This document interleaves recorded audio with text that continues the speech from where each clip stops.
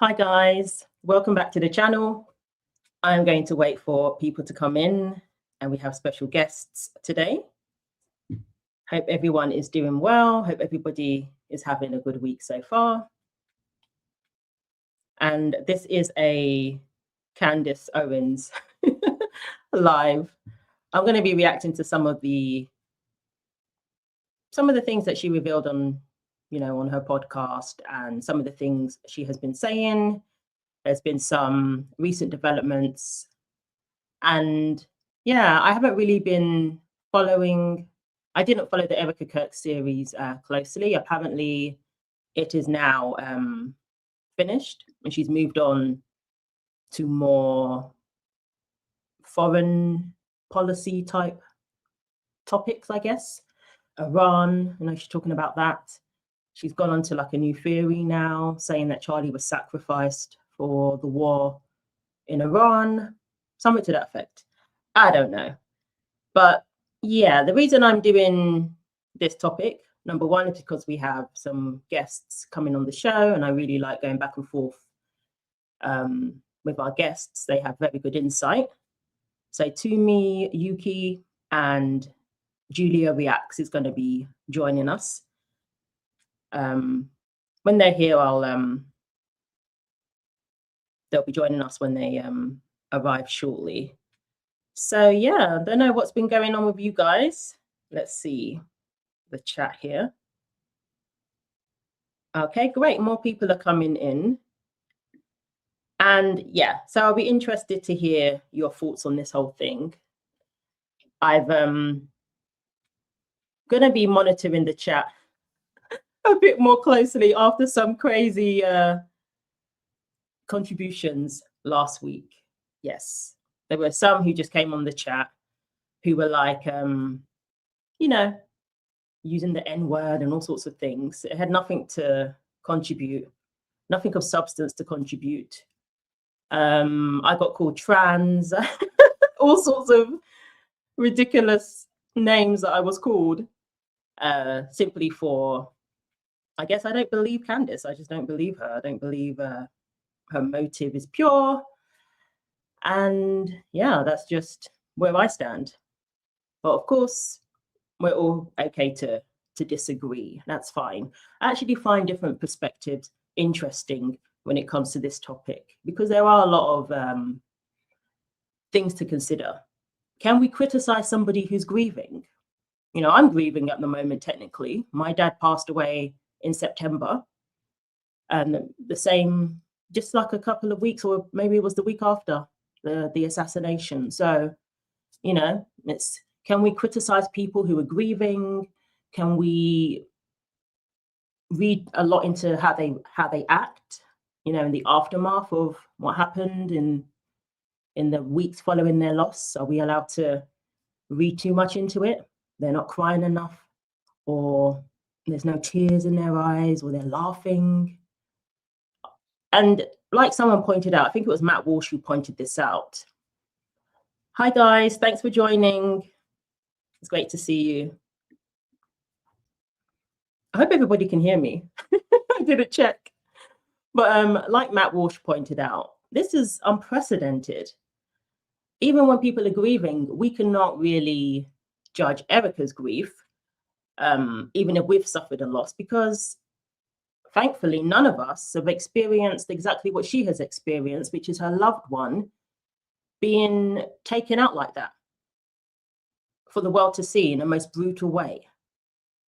That's not something that any of us can relate to. Not the way that, she lost Charlie. So we do need to consider that. This is completely unprecedented. And then she's taken over her husband's organization.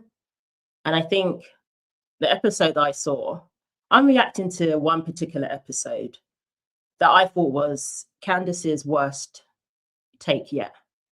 And I call it her worst attack on Erika yet, where she's making up stuff about how she raises her children and, whether she can give her children the attention they deserve, all of this sort of thing. The sort of thing that I'm sure feminists would have an issue with, right? Questioning somebody's motherhood simply because they choose to work. I would think feminists would have an issue with that. Yet it's the feminists that are cheering this on, some of them. So yeah, I'm waiting for our guests to arrive. So let's see. Haven't heard anything from them. If they're not here shortly, we may just have a quick look. Well, let's look at the most recent news. Hi, Tiger Ray. Thanks for joining. Cherry Hudson. Candace has become a joke, but always thought she was a grifter. Yeah, there's a lot coming out now. I did want to talk about her past. I know people have been looking into her past because she's doing that to Erika. So, you know, people are you're basically doing what she's doing to Erika. People are like, okay, great. So we can do that now. We can look into people's pasts and come to our own conclusions about whether they're somebody of a pure motive or not, whether we believe they're someone that is trustworthy, whether we believe that we can believe what they say. So according to Candace, Erika's great-great-grandparents were involved in gambling. There were lies on applications, on forms. So we should use that to judge Erika now, apparently. So yeah, people are looking into Candace's past and are questioning whether she really was a conservative, or was she saw a gap in the market and she decided to go down that route. And yeah, that's what I'm definitely leaning towards now. The question of whether she is, the way she sounds like now is she's an all-out leftist. Leftists love her.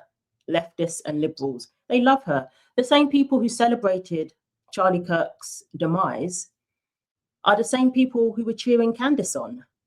How does that work? A lot of the people who are defending Candace, they didn't care about Charlie. They didn't even like the guy. And they were the same people calling him a racist, misogynist, and all of these things are the same people cheering Candace on. So don't tell me that this is about, you know, uncovering the mysteries of what happened surrounding his assassination and coming to the truth. Justice for Charlie. They don't want justice for Charlie. It just seems they're more concerned about ruining his legacy. So it says a lot, in my opinion. I believe Candace, she makes sense, and Erika gives me the creeps. Again, this isn't really to say that Erika, I don't know much about Erika. I really don't. It wasn't until Charlie died that I started seeing more of her, because people were talking about her like Candace is doing right now. That's it. So it's not really about saying that nobody can criticize Erika or vouching for Erika, because I don't know much about her. But what I do know, objectively speaking, is she lost her husband in the most brutal way. She's raising 2 children by herself now. She's still grieving, obviously. It only just happened in September. And Candace has no evidence, no concrete evidence. She just moves on to the next thing, the next theory, whatever people are going to be engaged by, whatever's going to get her the viewership. That's all I'm seeing. So my thing is, there's no evidence, especially not enough to turn me away from the idea, you know, that Tyler Robinson is more than likely the one who was responsible for the death of Charlie Kirk. Now, is he solely responsible? I don't think so. There's evidence of people with prior knowledge. So that's my thing. Look into the people who all over the internet indicating that they have prior knowledge of what was going to happen. That's my only thing. But yeah, this isn't, and there are people who say that Erika is fake and all of this. You're entitled to your opinion, absolutely. But when we're talking about implicating the widow into the death of her husband, you've got to come with more than just, I think she's fake. I think Candace is fake, to be honest. I have an opinion about Candace as well in that regard. So I don't think she's a genuine person whatsoever. I really don't. But let's see what you're saying before our guests come in. I haven't heard from them. I might be flying solo. I'm going to have to hold this. I find her series really interesting. Okay. I think it's worth hearing it in full, and people can discern what's true for themselves. I care more about the truth rather than the messenger. Absolutely, Christina. I absolutely agree that people need to watch it for themselves and decide whether they believe there's any weight to it. That's fine. You're entitled to your opinion. How come Candace has all this evidence in all different cases? Maybe she should help out by handing all the evidence over to the police. Well, this is what people have been saying. If you truly do believe you have evidence, rather than gossip, rather than innuendo, and trying to steer people into a certain direction, if you believe you really do have evidence, you would have gone to the authorities by now. I know there's people who say, well, she doesn't trust the FBI. Go to Utah police. They're the ones actually handling it. This is the same woman who claimed that the Macrons were plotting to assassinate her and were involved in Charlie's assassination. And at the same time, she criticized Trump and the Trump administration, but then she called him out and said, why is he not taking my threats seriously? And which one is it? 1 minute you don't trust these organizations, but then you want them to intervene when you cry, theories of assassination plots. You want them to take you seriously. I don't know which one it is. So yeah, that's how I see it. But of course, we're going to have people with different opinions, and that's okay. So let's look at the recent news of Erika's appointment. This is the sort of attitude that people are taking when it came to this recent news. So, new mission. President Trump, appoints Erika Kirk to serve on the US Air Force Academy Board of Visitors, taking the position of her late husband, Charlie, was slated to hold before he was assassinated in September. So she has now been appointed into this role that was supposed to be something that her husband stepped into. So serving, as a advisor, I guess, for the Air Force Academy. And people are like, what qualifies her for this position? I don't know. All I know is it sounds like it's in honor of Charlie. And this was something that he was slated for. And, we've got Shamika here, grieving widow. There's a picture of her smiling. Okay. We don't know what the context of this is, but apparently this is an example of people questioning, the fact that she's a grieving widow. And this was Candace, what she had to say about this. I really hope there's no issue with my guests being able to get into the chat. Just checking. Nope. So Candace said the following. She's a grieving widow, so we have no right to ask what the hell qualifies her to a position advising our Defense Department. This is all perfectly normal, and only people who are demonic would question this appointment. So you see there for yourself. Wow, okay. I'm going to find Laura's response to this. Unfortunately, that's really small font, so I'm going to have to. Okay, so this is what Laura had to say. Hi, Candace Owens. Since everything is a conspiracy to you, let me explain. Before Charlie Kirk was assassinated in September, before Charlie Kirk was assassinated in September, had been selected by President Trump to serve on the Air Force Academy board last year. Erika is the right person to fill Charlie's place on the board and continue his work of inspiring the next generation of service members and advancing the academy.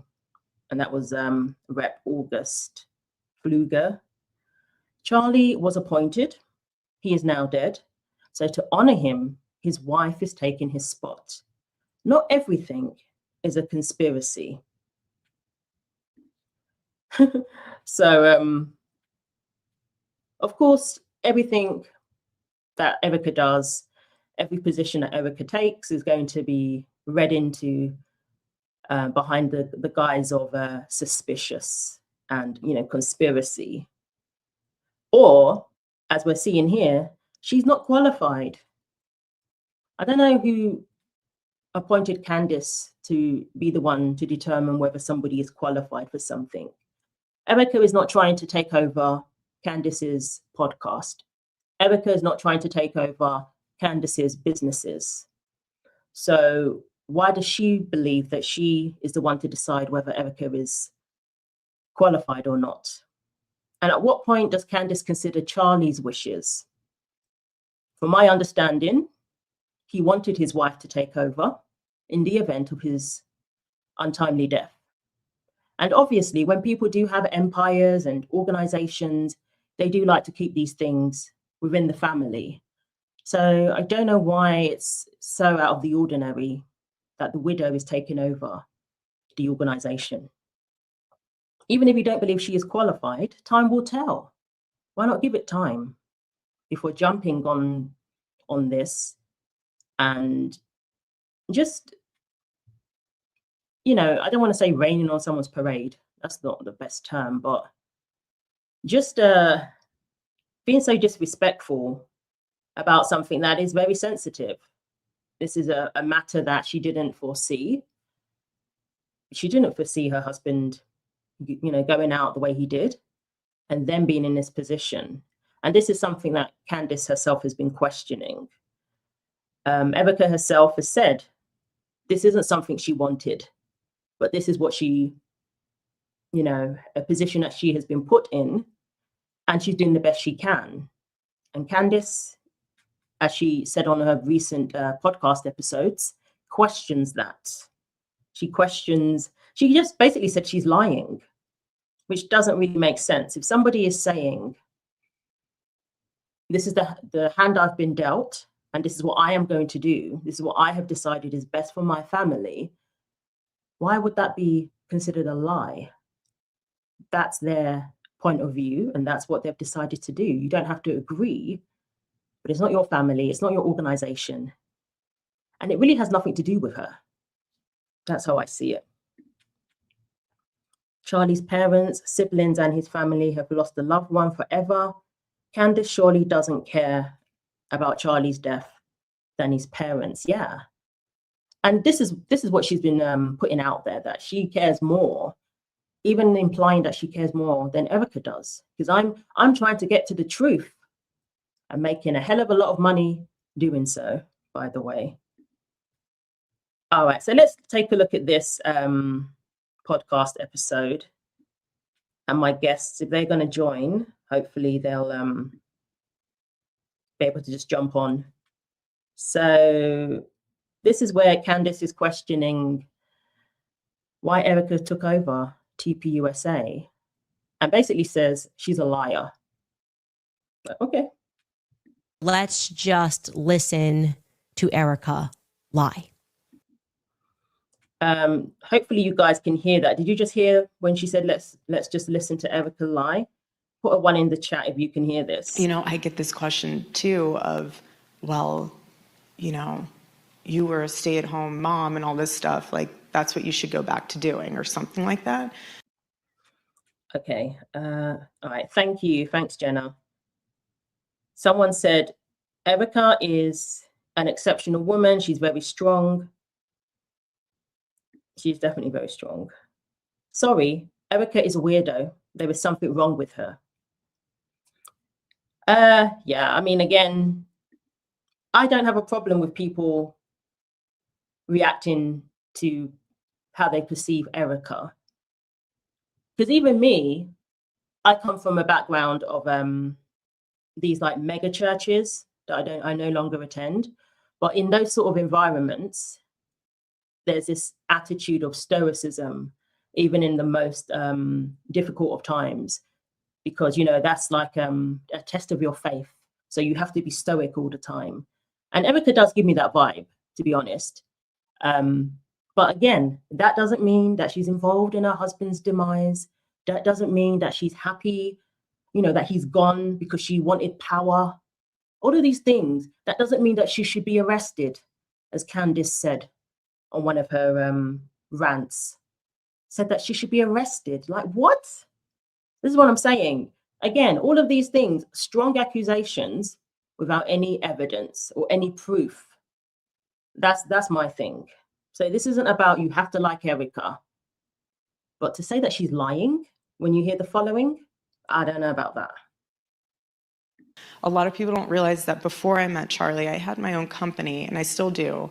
And it was one of those things where I built it in a way where that when I got married and had children, it could run on its own. I didn't have to do day-to-day. I could check in, but I didn't have to do day-to-day. And that's the beautiful thing is, like, young women in here, if you do create a company or a business and you're an entrepreneur, build it in a way that it sustains itself so that when you do find your husband and you have children, family, that's your main focus. You can have your calling on the side of your company, but your main focus is your husband and your children. And there's something beautiful in that. Unfortunately, I did not see my life being like this. I didn't. So when people are like, oh, she's now this role, I'm honoring what the Lord has put in front of me, and I'm also honoring my husband's request. And now I have to be the sole provider for my children. And again, this is not a business card opportunity. There's something very biblical in a woman honoring her husband and stepping up and standing in. I have an amazing team. I do, and I could not do it without them. Again, my focus is on making sure my children are amazing, young, biblically aligned little humans. But again, you perspective, your life is so much greater than just this blip on a radar. And my focus is always making sure that everything that I'm doing is leading me closer to heaven, not further away from it. It is starting to frustrate me. There's so much happening there. So many words. It's sounding like Lori Frantzfe's bio. None of it's making any sense. None of it can plausibly be true. For clarity, Erika is completely full of it. I mean, she is septic at this point. It is an absurd answer for so many reasons. So let's start with number one.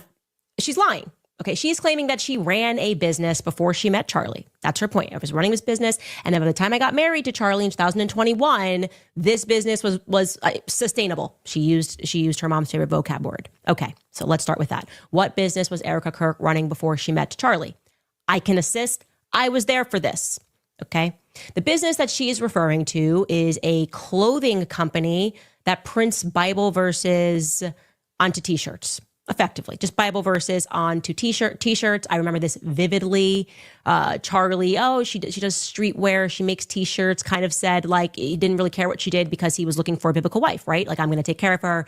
It sounded more like a hobby when Charlie explained it to me. But I also spoke to her and met with her and was aware that she was working on this fashion business, making streetwear. Oh, how new and inventive here in New York City, where on every corner someone is hawking t-shirts. But what I find to be interesting now in retrospect is that actually that streetwear company, so she goes on her first official date with Charlie in September of 2018. She actually picked up the domain name to that streetwear company, which is proclaimstreetwear.com, the month after, on October 26th, 2018. So just, by the way, to be clear, this was a very big week for Erika. Okay, so, you know, like, what was so wrong in what she said there, in what Erika said? Somebody please explain. I don't think she was implying that she was a billionaire before she met Charlie. I think she was just saying that I want to be a stay-at-home mum And thankfully, I chose businesses that don't actually require me to do to do much. I don't have to go into the office every day hustling for 9 hours away from my kids. I have an online store, I have an app, a Bible app. That's how I saw it. Everybody knows if you have an online store, especially with t-shirts, there's so many ways you can do it. They don't really require you to put in hours upon hours. It's not a 9 to 5 position. So that's all I got from that. Correct me if I'm wrong. Like, what was so wrong about what she said? And to say she's lying, that's like, oh, Irene, do you like doing YouTube, and what are the benefits of YouTube? Well, it's very flexible. I stay at home and I do YouTube when I'm able to, and I much prefer it than having to, I want to get to the point where I can do it full time and I don't have to have a full-time job. I can work from home. Oh, she's lying. Like, what? This is her saying. I mean, even if you don't believe she values the role of a stay-at-home mum, then okay, then say that. But to just accuse her of being a liar, and again, all of this is based on Candace implying heavily, or not even implying, she's basically has accused Erika of being involved in her husband's death. None of what she said there is evidence of that being the case, or evidence that she's some sort of criminal. This is what I'm saying. It's too much. It's too much. She's too invested. Strong accusations that are possibly actionable in court seems like a show, not a true interest. I think, yeah. Where are the strong accusations? Apparently, Tyler Robinson's defense, they're not checking for Candace. They're not checking for her because she has nothing. If she had all this information, you would think Tyler Robinson and his defense team would be all over this. They're not.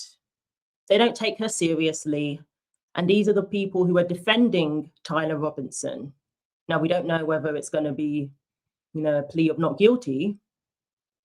But, if she really had something, they would be taking her seriously. And it doesn't look like they are. Anyway, so let's continue. She picks up this domain name, Proclaim Streetwear, and it's just 2 days after she received her real estate license in New York.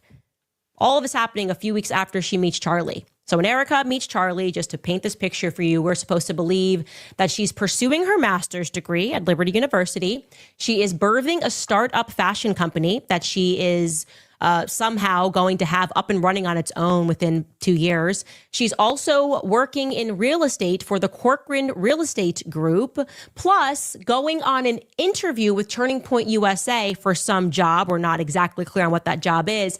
And that's in addition to getting ready to film for a reality TV show the following month, Summer House. Okay. Like I said, I'm born yesterday. I'll take it. I'm born Wednesday. That's totally fine. She's just amazing. She's like giving Mikey McCoy right now, somehow is able to wear every single hat. Now, I want you to understand that this was not actually an up and running business at all. She got the domain name a few weeks after, but the domain was not active, despite the fact that she had it. In October, Proclaim did not actually file to become a business until January of 2019, after she began dating Charlie. That's when she formed the official LLC paperwork. So you're not a business until you have that, okay? And again, this is a clothing company, fashion being an incredibly difficult industry to break into without contacts. But according to Erika, she is going to turn this idea into a self-sustaining business. And she's going to do this somehow all while all of 2019 touring with Charlie, nonstop traveling, becoming a fellow for the Falkirk Center, speaking for various faith ministries, and pursuing her doctorate. She's got it. This is a boss babe, okay? Now, we decided to go check because it's like, okay, you make clothing. If you're going to tell us that this is going to somehow you started in 2019 and by 2021, when you get married, it's running on its own, surely I must be able to instantly buy these clothes. No, actually, it wasn't until January 16th, 2021. That's the earliest indication on Wayback Machine that clothing items were actually available for sale on the website. She had a business running. It was a machine. So my question is, how did she do it? How did a clothing company, which didn't even have an operable website, become so successful so quickly? And the answer, so successful that she was able to consciously step away, as she indicates, and become a wife and a mother just 4 months after selling clothing. And the obvious answer is it didn't happen. It didn't. This did not happen. And I cannot stand any longer how everything that comes out of her mouth is so easily, verifiably untrue. It's driving me insane. We just cannot go on like this as a society. You can't just say stuff. That's one of my rules in life. You can't just say stuff. You can't just say words and just keep saying words and then just expect everybody to accept those words. You can't just have a Lori bio in life. Okay. I want you guys to think about that as you go through your days, as you go through the weekend. You can't live your life like a Lori Francois bio.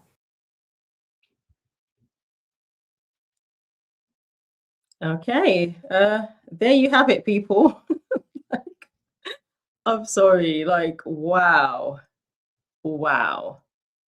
Unfortunately, with my guests, I'm waiting for them to come in, but there was a mix-up because of the time difference.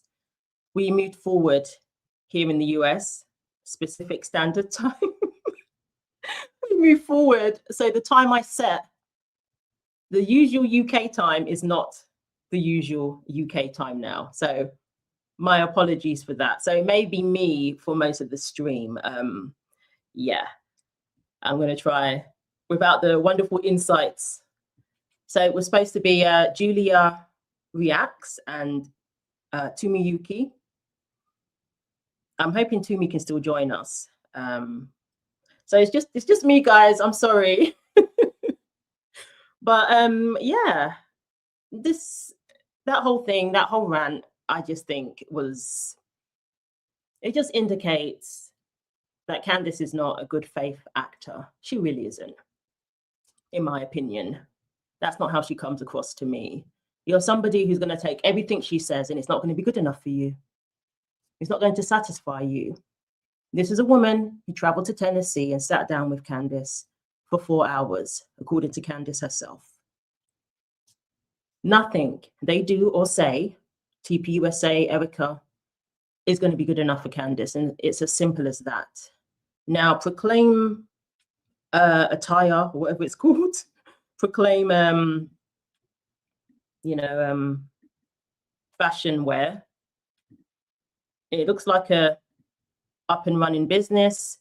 Maybe it really wasn't that up and running at the time. It's like, okay, it certainly isn't just Bible verses on t-shirts. I mean, these are look like real designs to me. Like somebody's designed this. This isn't just somebody going on Teespring and, just copy and pasting things onto the t-shirt template. That's not what I see here. So, it's an up and running, functioning business by the looks of it. And maybe it helped that she was married to Charlie and he, because we know, I think Harry funds Meghan Markle's business. For example, women who stay at home, if they're doing something on the side, more than likely they're going to, their husbands are going to help out because it's the husband who is the breadwinner.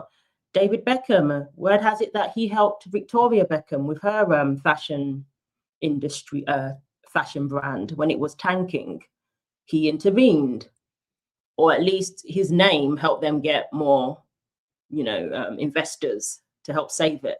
So, it's not unusual for when you eventually, for a wife's husband to help her out with her business endeavors. But I just don't think any of that warranted Candace having that reaction. That's my take on it. Let's see. Yeah, let's see what you guys are saying. No one cares. Having a domain name is not illegal or immoral. Having a real estate license isn't either. Yeah, neither is having a website to advertise future clothing, which is done all the time. She had a domain name. It wasn't up and running until 2 years after she purchased the domain name. Okay. Again, I don't think Erika was trying to say that I was a billionaire before I met Charlie. You know, I make my own money. I don't think she was coming with that attitude. I think she was just trying to stress that, yes, I do have businesses, but they're not the type that's going to require me to leave the home, you know, too often. That's all. That's all I think she was trying to say. Like, wow, girl, she's really invested in this. Okay, so this is another leaked audio that she was talking about, which I think is such a violation. It really is. Somebody's leaking these things to Candace. We wonder why people get fired. I don't know. I just think it's I will be buying some of her clothes. I think she has some beautiful pieces. Yeah, I do as well, actually. I didn't know much about it, but when I went on the website, I was like, oh, you know. And we know that she was wealthy. I don't think, again, I understand that people are saying, don't compare Erika to a regular mother who may find herself in this position, having to step up to the plate now. The husband is gone. Obviously, Erika doesn't need to work. She doesn't. She is objectively wealthy. Yes, we know this. But I don't think that means that she doesn't have the sense of I have to step up now because I'm the only parent. I still believe she has that sense of duty. I still believe she has that sense of duty. And if you remember her speech that she did, that it was quite, you know, extraordinary. Was it like a couple of days after the tragedy occurred where she said, you know, evildoers, you don't know what you've unleashed. We're going to work harder than ever. You know, we're going to build more than ever. I'm paraphrasing, obviously. And I think that's her attitude is I have to keep the organization going. I have to keep the legacy going, a legacy that Candace seems very intent on tearing down, by the way. Yeah, that's how I see it. Not that if I don't work, you know, we're going to starve. We're not going to be able to put food on the table. We're not going to be able to maintain the roof over our head. I don't think she's trying to imply that for a second. However, TPUSA does have employees that are worried about their jobs, that were. When the, excuse me.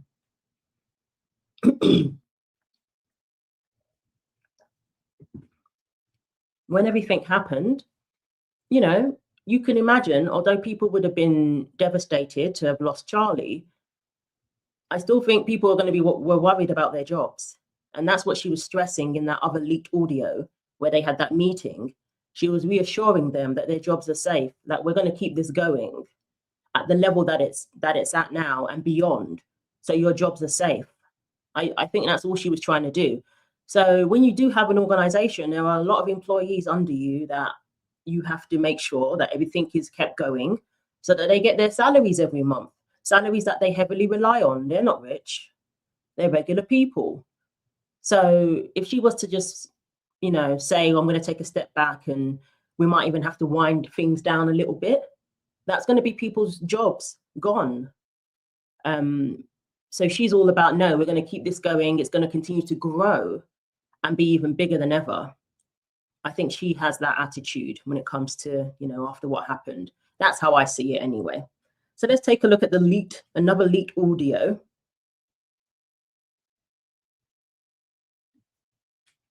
Time now in February, which is when this call is dated, February 11th, she made a point to immediately mention her kids. And this is their kind of recapping how great the Super Bowl was, not acknowledging that they purchased all of these views, but we competed with Bad Bunny and we're going to. Sorry, see, this sort of thing is really annoying to me. She will throw something out there I believe is just a complete lie, But okay, she believed they purchased views, but she would say it as a statement of fact. And girl, you didn't provide enough evidence for us to believe that they bought those views. You really didn't. You just said, I'm a YouTuber and this is how it works. Okay. And that was basically it. But she will say these things as a statement of fact in passing. But when she's saying it, people are taking it in and are basically going out there saying they bought views. No. Now I'm going to bring Erika on because it's going to start with Tyler Boyer. And I've got rid of everything else with him. It's just, Tyler and Erika are thick as thieves. And so you're going to hear him. You're going to hear him explain that they're opening a new office, of course, in Las Vegas, before he hands over the call to Erika, who is then going to edit herself to really make it about the children. Take a listen. Last thing I'll say is this: at Turning Point Action, we have a ton of jobs posting in Arizona, Nevada, and New Hampshire. Those 3 states are so critical for our success. We actually just locked down. Jonah just got back from there, got the keys to a new building that we have in Las Vegas, which is really exciting. So it's about similar size in this. And so the footprint is growing. Things are moving. Things are happening. But we're going to need 1,000 more people in this room this time next year to win across the country and set ourselves up for the future. So get excited about that. And without further ado, go ahead and hand off the microphone here to the wonderful Erika Kirk. Hi, everyone. I know it's not usually normal to have everyone brought together, but I wanted to do that for a multitude of reasons. One being I want to say something very personal and say thank you to each and every one of you. I bring my babies to the office 9 times out of 10, and a lot of you have interacted with them, and it's very sweet to me, and it's very precious to them, because then they know you guys by name, and they'll come to me and they'll say, did you know that so-and-so gave me a stuffy or something like that? Thank you. My kids are my world, and I love bringing them here because they get to see what their father built and what you guys all continue building. So that personally means a lot to me. I just want to say thank you for that. Also, I'm going to be doing something kind of like a lunch with your department style thing, because it is on my heart so badly. I would love to sit down with each and every one of you individually. I want to know your name, your face, like be able to pray for you guys and really just know you. And so since I can't do individually just yet, because that would be a long day and time and month and year to do that, I'm going to be conjoining it through departments so we can make them very small and intimate, maybe 3 people at a time, and have lunch with you guys just to hear your heart and hear your stories about Charlie. To be honest with you, that would be amazing, and your memories with him. So that was one thing on my heart, why I wanted to also just bring you guys all together. Okay, so the people watching your kids, you should already know your names. You should already know their names. If you're saying in this first half, thank you for watching my kids, what should not follow is saying, I look forward to learning your names. I just feel that if they're watching your kids and the kids are coming home and saying, so-and-so did this, that's not the first time you should be hearing so-and-so's name. So this is supposed to be endearing. Oh, thank you guys so much. I'm dumping them at the office. And in addition to working extra hours and maybe getting a surprise, they're all going to be fired at the end of this week because we don't know who's leaking to Candace. And oh my gosh, we fired everyone last week and they're already still leaking to Candace. In addition to all of this, she's basically thanking them for babysitting, right? Thank you for being around the office. I'm just dumping my kids here. And I would like to now try to see if we can get a lunch date. And we're supposed to be endeared by this. Like, oh, the kids are in the office because this is what Charlie built. Like, no, that's not where toddler kids should be. They should not be at an office. That's not endearing. This is wrong. They should not be with you 9 times out of 10 at an office. That's not the environment that children are supposed to be in. They're not walking through. And by the way, just in case you don't know the setup, where Charlie worked is completely separate from where everybody else works, okay? He has his own building and a small amount of the team is in the building. They're not familiar with the entire office. They're not walking in being like, oh, this feels like dad. This reminds me of when dad used to, what? You weren't even at the office. You just said in this speech that you were a stay-at-home mom while you guys were married. So why would this place remind your children of their father? Your toddler children of their father? This is a corporate office. This is not home. It's like, why do I need to communicate this with you? Are you just surrounded by robots? Are you a hybrid, Erika? Answer yes or no. Like, I don't understand why they don't understand why none of this is normal. Why are we having to explain to Turning Point USA why all this is off? And why does it feel like she intentionally just edits a little bit after feedback? Like they're just downloading an algorithm, you know? Like people are say, you shouldn't be wearing sparkly pants. So then she's like, okay, download the new algorithm says wear black. And then she's wearing black. Okay, so I was going to deal with that point separately, the whole hybrid comment, just ridiculous.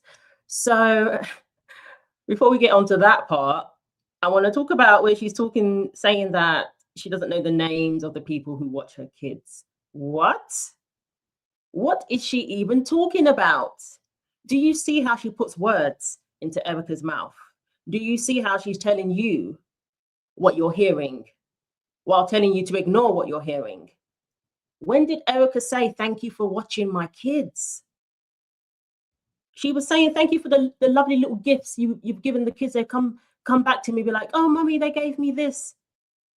That's it. Nothing about these people being babysitters, for goodness sake. And then at the same time, she's questioning, how can you be there for your children? I wonder what working mothers have to say about this. I'm sure a lot of working mothers follow Candace and love Candace and all of what she's doing to Erika at the moment. What do they have to say about this? You cannot be a fully engaged parent and work at the same time, apparently. You can't do both. Erika can't do both. Okay. So how can you know, she's questioning whether Erika is giving her children the attention they need now, especially since losing their father, which I think is just in such bad faith, to basically attack her as a mother, to say that you're not doing a good enough job. I mean, you're taking over as CEO, so you're not being an attentive mother, Erika. Imagine if someone was to say that to Candace, because she has her podcast and she has night nannies. She doesn't have to get up to look after, you know, when her kids get up at night, or someone to sleep train her kids, apparently. Imagine if someone said that to her. Because Candace also talks about homeschooling and, you know, being the virtues of being a stay-at-home mom and making him a sandwich, you know, a housewife or whatever. She talks about all of that, the virtues of all of that. But you have a podcast empire and a Candace Cup empire, T-shirts, all of these things, sponsors. My goodness, she goes on about her sponsors every 5 minutes. She has all of that, but yet claims to be a homeschooling, you know, mother of 4, practicing Catholic. She's going to keep having, you know, more children, big families. She claims to be about all of that while basically grifting off of the death of her friend. Sorry, but that's what she's doing as far as I'm concerned. So yeah, she's attacking Erika's ability to be an attentive mother, saying that on one hand, she's saying that she neglects them essentially because she's too busy being the CEO. But in her own video that she has just shown us, the leaked video, Erika is talking about them coming to work with her. They come with her to the office. And I'm sure, you know, there's a lot of room for them to run around. I'm sure they're not cooped up. Clearly, they're meeting a lot of people. They're engaging with people. From what Erika was saying, you know, these kids are not being neglected somewhere or just being handed over to a nanny or even handed over to the employees of TPUSA and having them watch them. Ridiculous, absolutely ridiculous. Let's see what you guys are saying. I don't know. Am I off here? As far as I'm concerned, she just made that up. She literally just made that up. Oh, make sure I haven't pressed something.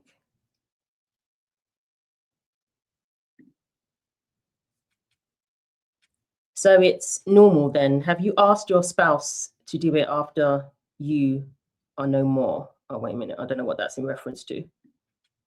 Let's see. Yeah, and a single parent is a sole provider for the family.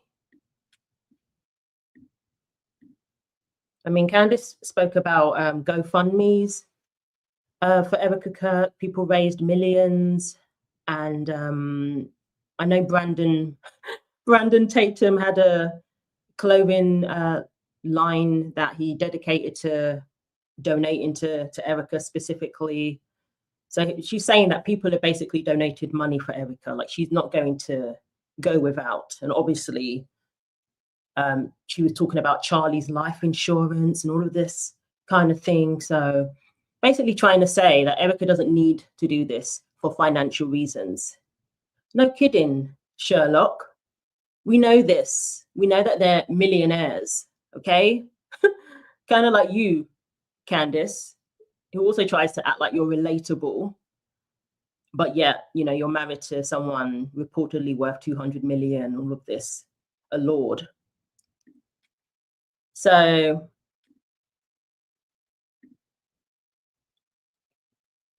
yeah, Candace doesn't know what money there is. Yeah, you would think that she is privy to all of their finances as well. It's ridiculous. Why is she so invested in Charlie's life like this? Even now that he's gone, she's still very invested in.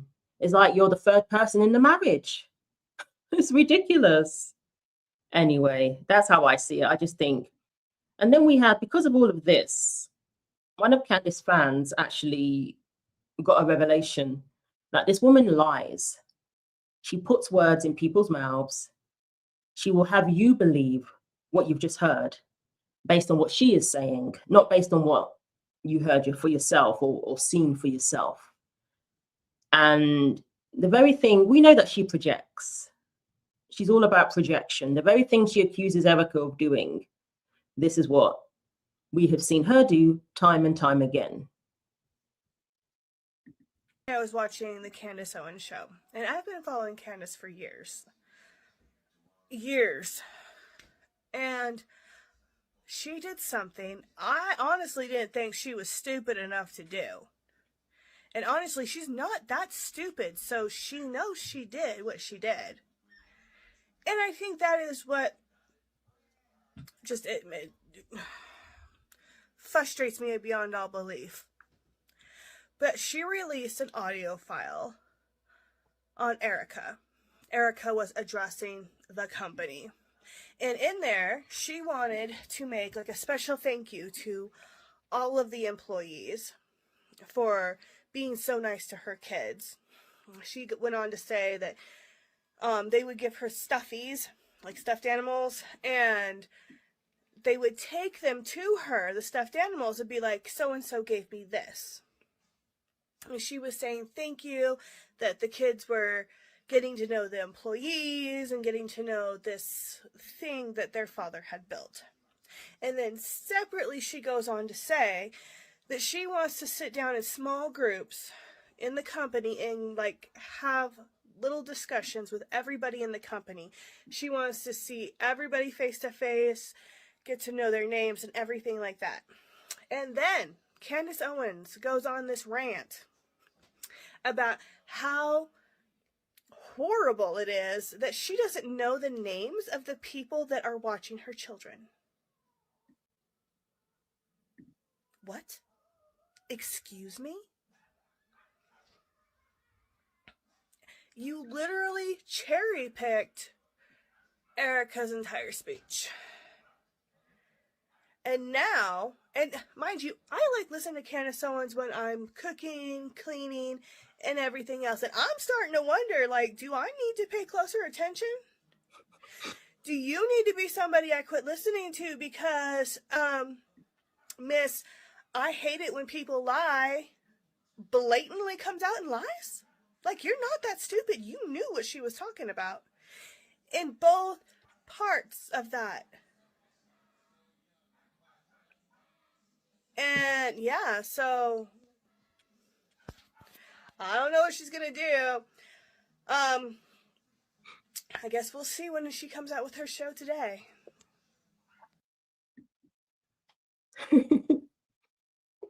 She said, you're not that stupid, you know that you are lying. And the thing is, she's banking on her viewers being that stupid to just take what she's saying, as the truth, and her interpretation of what everybody heard as being the main interpretation. So I'm going to insert that the people who watch Erika's kids, Erika doesn't know their names. That's what I'm going to insert. And a lot of her fans, because this is what they have shown in the past, they will take it and they will run with it.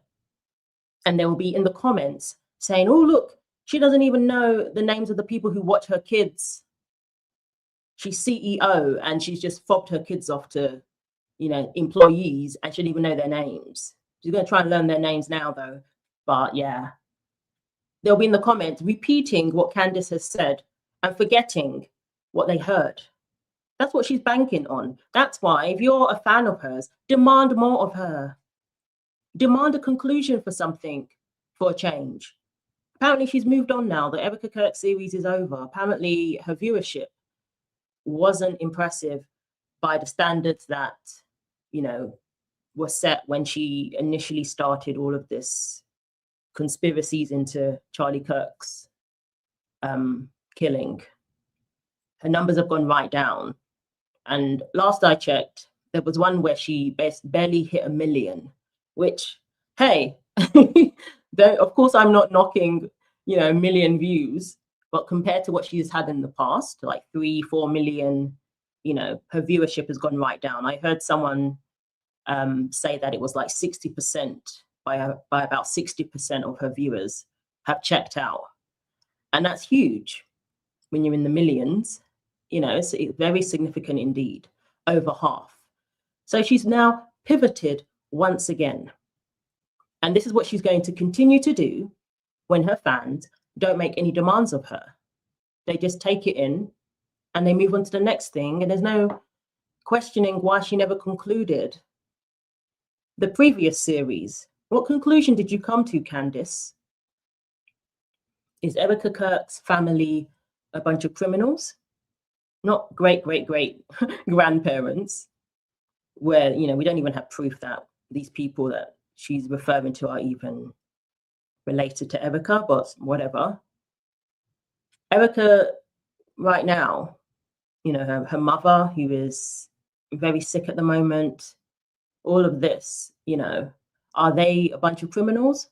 Were they involved in Charlie's death? From everything you've uncovered in your series, have you now concluded? Are you more certain that Erika was involved in Charlie's assassination? Are you more certain that Erika was at Fort Huachuca, whatever it's called? Despite everything that's come out about Mitch Snow, and he has basically been proven to be somebody who is not a good source of information, somebody who is not of credibility. Do you still believe she was there? She never answers. Now she's moved on to Iran, saying something about him being a sacrifice for Iran. And her fans, as long as they feel entertained, they're going to just go along with it. Oh, now she's uncovered this. She mentioned the bees again. Okay. Which one is it? That's what I always ask. Which one is it? There will always be those that absolutely believe what the Inquirer says to. Whatever they are told to believe, they will believe it, as long as she keeps them entertained. So that's why she's moving on, because people aren't finding the Erika Kirk series entertaining. You had this, impressive trailer, and then it turned out to just be your regular podcast. So this is to conclude everything about what Candace went on there, that whole rant she went on about the businesses, the people supposedly watching her kids, all of that. We have Lisa Knows. She's the one who debunked everything about the, remember the grooming, where Candace basically wanted people to believe that Erika was involved in nefarious activities involving a 15-year-old girl when Erika was 25. And Lisa Knows basically debunked all of that, as far as I'm concerned. Before we get onto that, Owens has said she gives out what the viewers want. Think about that. Seems less, but still a lot of viewers want this spite and total fabrication to attack. This isn't an investigation. Yeah, she's giving the viewers what they want. And as far as I'm concerned, her viewers in particular, not all of them, but all they care about is entertainment. All they care about is tearing down Charlie's legacy because they didn't really care for him. They didn't care for him like that. And these are the same people who called him racist, called him a misogynist. These are the same people watching Candace. So no, they're not about justice for Charlie. That's not what they're about. They're about watching this train wreck. They don't like Erika. She's too stoic. She's too blonde. She's too pageantry for them. You know, if Candace was doing this to a black woman, another black woman, would they be as enthusiastic about this? Probably not. I'm just saying. So this is Lisa Knows, and this is what she had to say. Let's talk a little bit about her business that she set up so she doesn't have to check it day to day. I want you to understand is that this was someone that already had tons of money, millions of dollars, and had a little side business for fun, okay? This is not someone that was running a business because she needed to pay the bills and loved this business so much, okay? Her business was a hobby, and it probably... And Lacey, she says, anyone who thinks Erika is a decent human is crazy. Oh, sorry, guys. Lacey, I'm just reading Lacey's comment. Anyone who thinks Erika is a decent human is crazy. Again, there's people who have, I've seen videos where people are saying that she's a narcissist, that she's incapable of showing human emotion, like real human emotion. I've seen people make those accusations. If that's what you believe, or you think there's some weight to that, that's what you're going to believe. But as I've always said, does any of that implicate her in the murder of her husband? Anything that Candace has uncovered, does it implicate her in the murder of her husband? That's my question. And until you can answer, you know, yes, it does, because this is the evidence. This is what the courts, the Utah police should be looking into. You know, it's just all conspiracy and entertainment. I'm going to believe that people who don't like Erika are just entertained by this. And that's the real reason they're continuing to go with this. Still is. It is a hobby. It is. It was not a successful business. I will put up if you scroll through her videos and pictures on Instagram, you will see yourself. There's like no likes and comments on any of her stuff on social media. I'm not saying that just because she had no likes and no comments on 90% of her posts that it was a failure of a business. But if you're really that successful and your business is running itself because you don't got to worry about it, and that wouldn't be the case. Aside from the social media, I've never heard of Proclaim Wear before. I've never heard of any of her companies before all of this happened. You let me know. Did you know that she had a company that sells clothing called Proclaim? Please understand this is a millionaire giving you advice. Maybe not the best person that you want to be listening to. Just because you're not aware that these businesses exist doesn't mean that they're not successful. I have been following these businesses. I started following them back when Charlie and Erika announced that they were dating. That was in April of 2020. And if you didn't know, Proclaim Streetwear has been very successful. In fact, it fully funds Bible 365. A lot of you keep trying to show that clothing is not in stock on her website and try to show that as an example that her business is not successful. Here's the thing, you just don't understand the business model. If you look right here at the top of their website, there's a countdown that's always going. This countdown is to their next drop because the business model is small batch drops or launches that they do multiple times throughout the month. And this is because Erika has stated that she wants quality over quantity, and she is very specific on the types of materials she's choosing, the factories, the fabric mills, all of that is very specific. Yeah, that sounds to me like a very good business model, just to interject quickly. And that does help maintain the quality. If it's made in the USA, this isn't some regular clothing line. It really isn't. If it's made in the USA, if it's short batches that they put out there at a time, yeah, sounds like a good business model to me. In fact, everything that she has is made in the US, which makes it more difficult to manufacture. It's not just like fast fashion. She explains here that hundreds of thousands of American jobs in the fashion industry are being sent overseas every single year, and that this is reducing the quality, as well as there's a lot of ethical issues around that. One of the big things that they do is their fabric, making sure that it is non-toxic, that it is purely like organic, especially their baby blankets. Proclaim was started in 2018 by Erika while she was still living in New York City, and Candace likes to say that it's just about slapping Bible verses on a t-shirt. No, it actually was about serving the homeless community. From its inception in 2018 all the way up through 2023, you could actually purchase from their 61 collection, and this was a buy one, give one campaign that they did for many years, where you could choose to either gift your second item to someone, or you could put it back into the Proclaim mission team's hands, and they would give it out to those who were in need or living on the streets. In 2021, we got this post explaining how Erika was merging Bible in 365 with Proclaim. Bible in 365 she created in 2016. Proclaim, again, she created in 2018. And so she talks about how she's basically joining those two together under one roof, under one domain name, under one Instagram, all of that.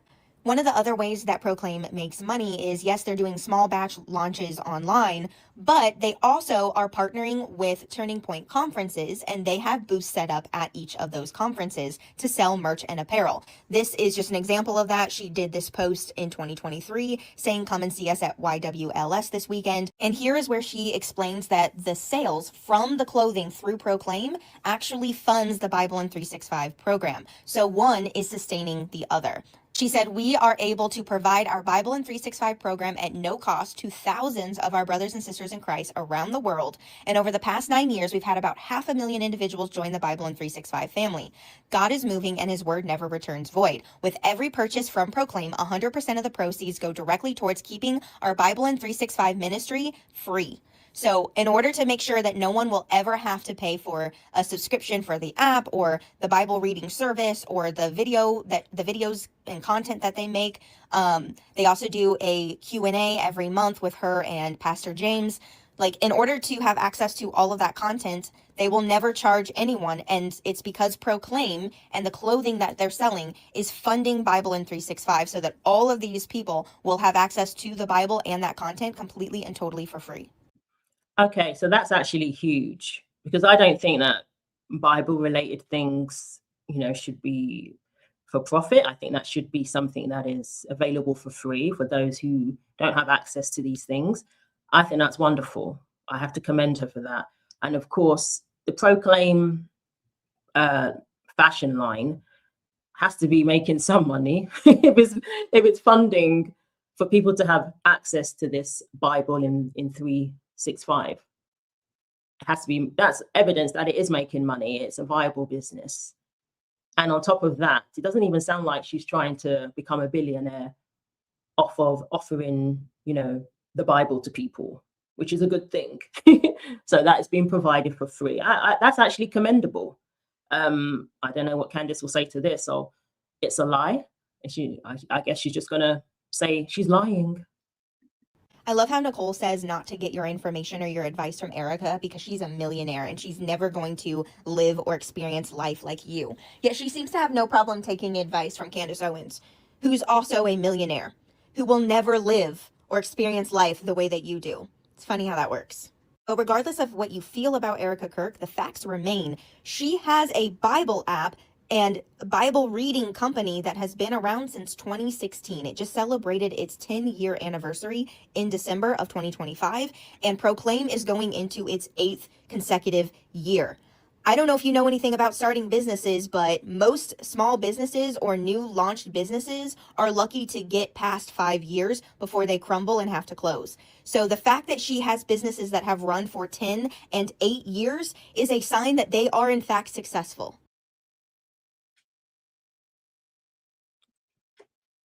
Wow.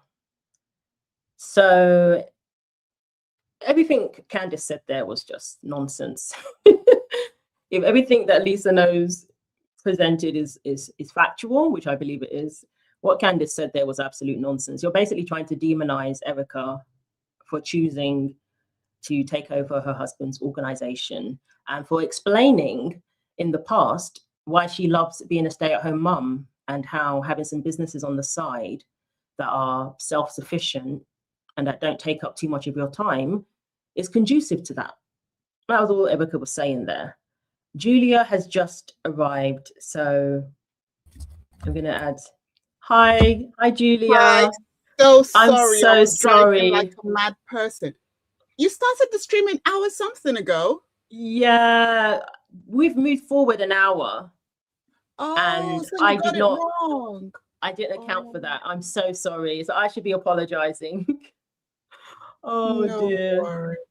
Anyway, it's okay. That's fine. I'll just listen to what you're chatting about and maybe contribute very We've briefly. missed you. You'll have We've time. missed you. Oh, But Julia Reacts is here, guys. And finally, thank you so much, thank you. Jenna. If you can look in the private chat, her channel, Julia Reacts. I believe this is more in line with that. So if you could share the link for that, that would be really good. And I wanted to answer this question actually and get your thoughts. So what name, sorry, I'm really bad with these names, says, Irene, have you seen the coffin video? Do you know what she's referring to, Julia? I believe that's something Erika posted on Instagram. If I can find it, I don't even like looking at it, to be honest. But it's basically in the aftermath of Charlie's death. He's lying in a coffin and she shows his hand. You can see his hand in the video. I think she kisses his hand and, you know, says, I love you. And she posted that on Instagram. And there's some photos where she's kissing his hand, you know, that she posted on Instagram. So I know that people are saying that that doesn't sit well with them at all. Very morbid in the eyes of many people. And people have accused Erika of trying to basically get attention because you didn't need to post this. It's very, you know, it's a very intimate situation, very something that many would consider should be private. And she posted it on Instagram. She did post it on her Instagram. So, yeah. What are your thoughts on what I've just described? Is that something that you think is, can you understand why people would look at that and it wouldn't sit well with them? Definitely. Definitely. I understand why a lot of people will look at it and be like, this is not right. Like, I like Erika, but Erika is not without fault. There are things that she's not supposed to do for the public. Like, she can do that. She can kiss her husband's hand. She can mourn her husband any way she wants to. But she has to understand that the moment she posts that on the internet, she's open to criticism.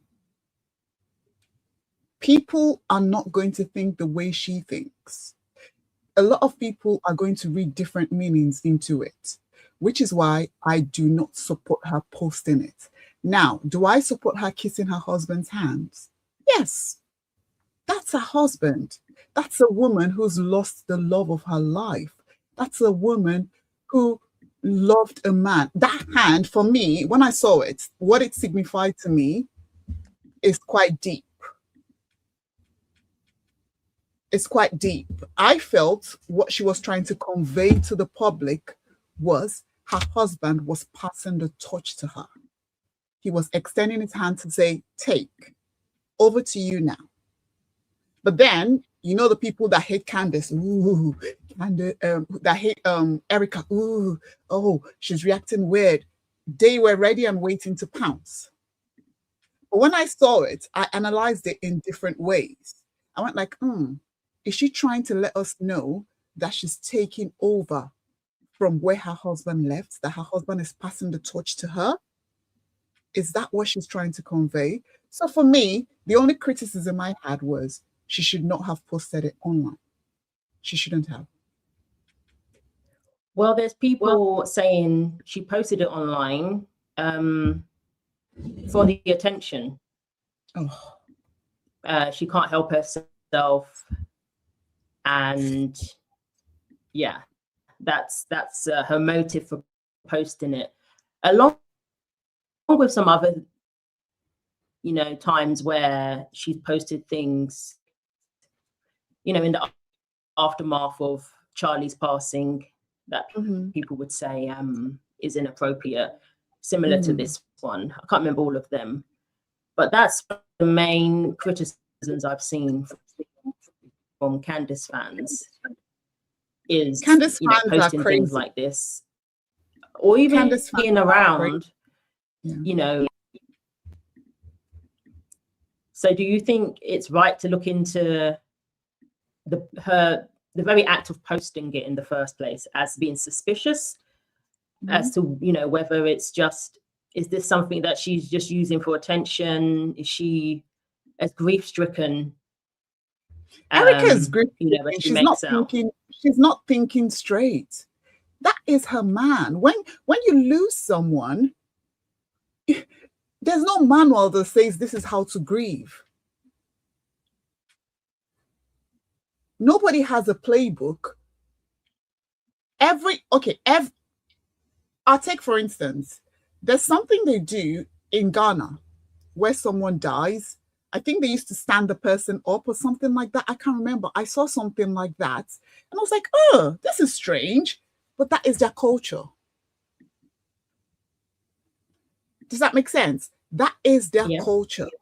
So Erika kissing her husband, doing that, I don't see anything wrong in that. That is her man. And she is grieving. And she doesn't know what to do. Erika's a young girl. People keep forgetting that Erika is a young girl. She's in her 30s. So you're just starting your life, and then you've just lost your husband. When you know that if that man was alive, one day you would have probably been the first lady of the United States. And it's taken from you. Your whole life, your whole dream flashed right in front of you. Listen, there's nothing Erika does that I will blame her, until I see proof that she has a hand in anything. I will forever give her grace, because when someone loses a person who they love, you never know how they grieve. And I think it was Matt Walsh, he was saying that under these circumstances, you know, I've said I'm grieving at the moment after losing my father. And a lot of people can relate who have lost loved ones. But no one other than, you know, Jackie Kennedy, who's no longer here, has lost their loved one in that way. Yes. So this is unprecedented. So we can say, oh, she shouldn't be grieving that way, but none of us can relate because of the way she lost her husband in such a public way. Very public. Very and plus, public. He is a public figure. So there's so many different factors that we cannot relate to, and we should be thankful we can't relate to it in that way. And this is the first time we're seeing, you know, this play out in our lifetime. So for people to think this is how she should be reacting, and if she isn't reacting that way, then it's suspicious.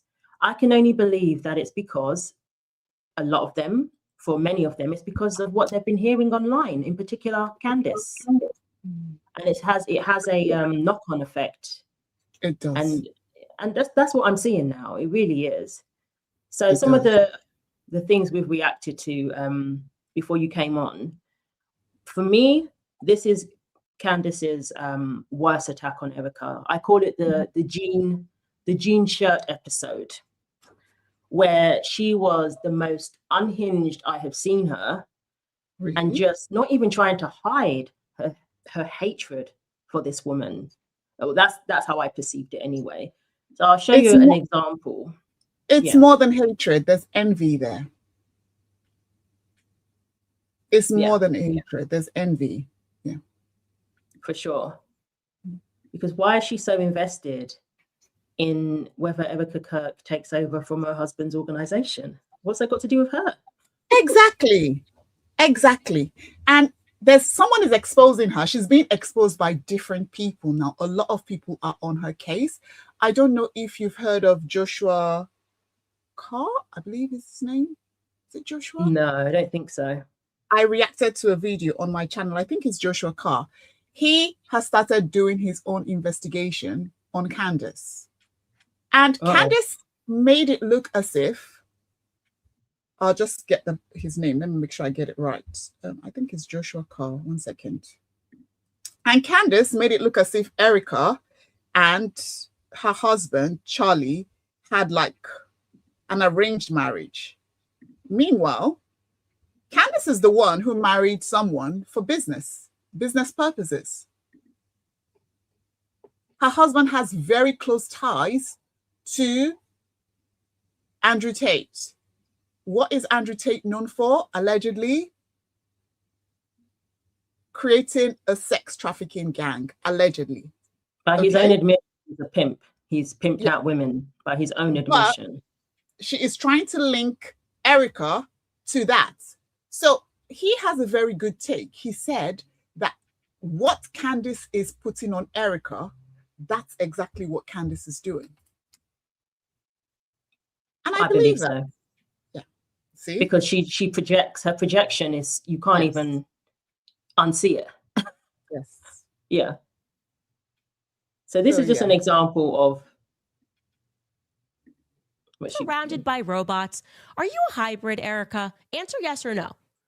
Like, I don't understand why they don't understand why none of this is normal. Why are we having to explain to Turning Point USA why all this is off? And why does it feel like she intentionally just edits a little bit after feedback? Like they're just downloading an algorithm, you know? Like people are say, you shouldn't be wearing sparkly pants. So then she's like, okay, download the new algorithm says wear black. And then she's wearing black. And then they're like, I don't think her tears are real. So someone's like, do not use tissue, drop tear on cheek. And then she does it and she lets the tears flow. There's just like little updates that are being made each time because I don't know, there's just no sense of common humanity there, a common understanding of how humans should be behaving. And they're like trying to teach a hybrid what to do. So they're like, oh, okay, got caught. Remember when you were cheering about the hat sales, the merch. So this time mention how much you love your kids. Thank you for watching, my kids. I look forward to learning your names. This is something this woman does. She tries to dehumanize her targets. She did the same thing with Elon Musk, saying, I wonder if I stab him, if he will bleed. And when she said that, she looked so deranged. The way she's talking about Erika right now, and she even said it herself, is as if we're questioning, you know, if she's human, if she has human, whatever, emotions. She is actively trying to dehumanize this woman to justify targeting her. And when you look at the comments from her fans, they say the same thing. And I could think that it's the only way in their minds they can justify attacking somebody whose husband was taken out the way he was taken out. I personally think that this has nothing to do with Charlie Kirk, to do with the murder of Charlie Kirk. So where is the investigation? What is the investigation about? She looks unhinged. Everything she's talking about is how Erika is not reacting the way Candace wants her to react. But meanwhile, there she is standing there shouting blaming the Egyptian planes, the Israelis, Epstein, everybody and everybody for Charlie Kirk. I'll tell you what it is. Candace is upset that she did not become the CEO of Turning Point USA. And I want you to watch that Joshua Carr's Exposing Candace. I really need you to watch it because it's quite detailed. He says that Charlie Kirk got rid of Candace Owens because he could see that she had the power to take over. So before she could take over, he got rid of her. That's what I did. That, yes. You need to watch it. It's very detailed. And he's doing a 3-part series. So he's done the first part. The second one is going to drop soon. And I must say, I believe him. He even spoke to Erika's best friend. Erika's best friend spoke to Candace. And there was a part of the interview where Candace said, she said, okay, so you met Erika Kirk. Why didn't you ask her those questions? I don't know what questions it was, but why didn't you ask her those questions when you met her? She said, then I wasn't on the I hate Erika Kirk bandwagon or something like that. You need to watch this. Is it with a C or a K? So it's a C-A-R-R. Okay. Joshua Carr. Yeah, I'll definitely check that out. Check he's a young'un. Yes, yes, he's exposing Candace big time. So he said, I'm just asking questions. That's how he's framing it, because you are destroying another woman. You are destroying another human being. You sit on your high horse and call yourself a Christian. Go up. No, go 1 second. It's got her husband's picture, the one I'm talking about. Yeah. Oh, okay. Yeah. That's it. That one. All right. I'll have to check that out. Yep, you have to.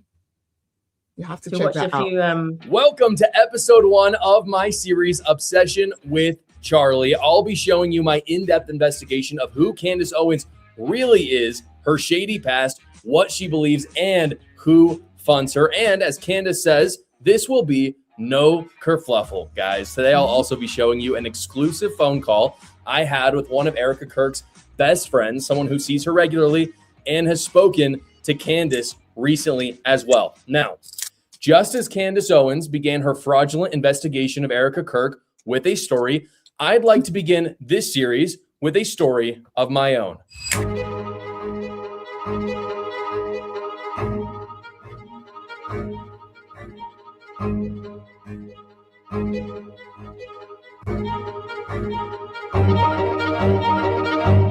Candace. All right. Wow. Okay, so we're going to check that out. I'm curious. Then we can talk about it next week. Yeah, okay. Yeah, we Sounds can talk good. about it next week. Well, this is what I'm saying. When you decide you want to investigate, a grieving widow, you're using it as a shield or whatever. But that's what Candace is doing, objectively speaking. When you decide you want to do this, uncover people's past and all of that, of course they're going to do it to you. You invite that to be done to you.